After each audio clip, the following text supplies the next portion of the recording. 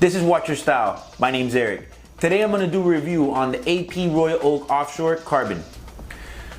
So as far as the watch game goes, I love this watch. This is one of those watches that you put on and you know, for the cocky guy that has the Day 2 on, you know, you're looking at him and you're saying, I see your Day 2 and I raise you in plastic.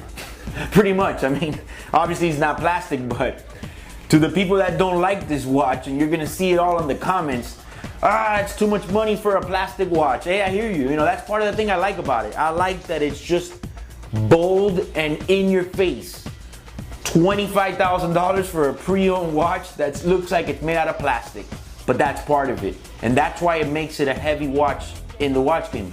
You know, it's just not the type of piece you'll see everybody have. You know, it would be a tough choice for me if I had to choose between a Day 2, you know, yellow or rose, or the forged carbon, but it's probably not the watch I would buy if I had to choose between the two. It's probably the watch I would buy after I have the Day 2 already.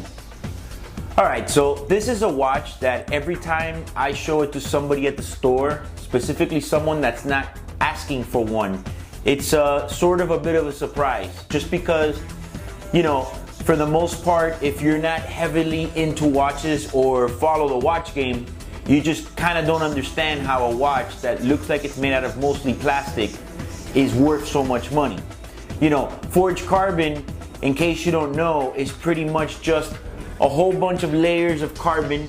It's not like a carbon fiber, which starts off with like a mesh format, but more like chunks of carbon that's pretty much impregnated with resin in a mold under pressure and heat. Now, I'm not gonna get too detailed into the fabrication of the forged carbon, because I know some of you guys are gonna have a total fit because I didn't sit there and get in a 10-minute video on how to make forged carbon. So I'm giving you just a quick overview. It's different than carbon fiber. It's forged carbon. So back to what I was saying. Some of you guys just, you know, are not gonna understand how a watch that's not even gold is that much money. But understand that to fabricate and manufacture the case of this watch is a high cost, because a lot of them are scrapped. So out of so many amount that they might make and bake in the oven, a large amount of them is scrapped. So there's a lot of waste. But what you get is actually a very beautiful case that kind of has this, I almost want to say it has like a granite finish to it, believe it or not, with the textures. But yet it's very smooth. It's very smooth to the touch. And most important, it's extremely light. Man, I'm talking about, this is probably the lightest watch you're gonna wear. And most of, obviously, the lightest watches in the market are carbon.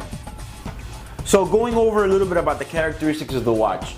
It's a 44mm case, and if you've heard me say it before, AP says 44mm, but in reality the watch is a bit bigger.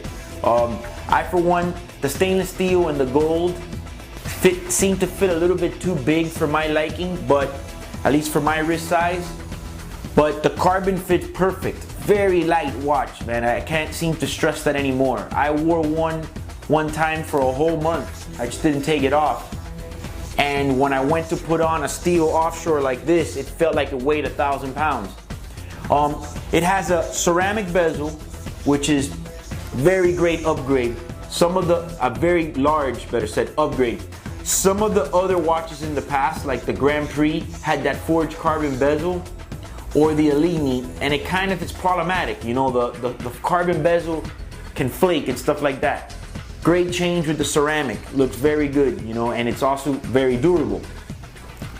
Chronograph function, just like any of the other AP chronographs, with the date. Automatic movement, rubber strap, titanium buckle.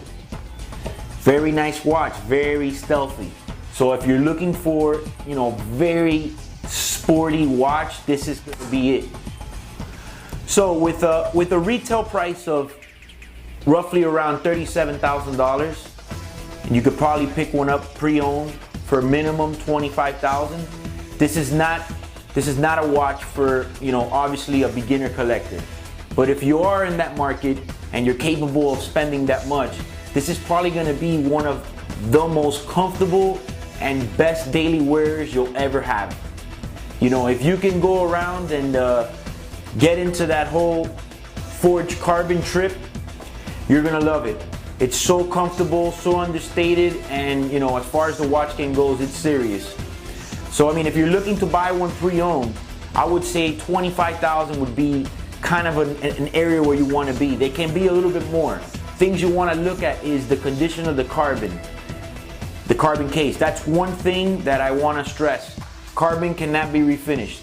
I'm sure you could send it to AP and I know they can refinish it, but it's not like a steel or a gold watch where it can be refinished. So that's very important. The carbon has to be in good condition. Take a close look at the ceramic bezel as well. If it has any chips or deep scratches, that as well cannot be fixed. But if other than that it's fine, you're gonna have a fantastic piece that I can guarantee you're gonna love. If you like this video, don't forget to like and share. Also, don't forget to subscribe to our channel. My name's Eric. Watch your style.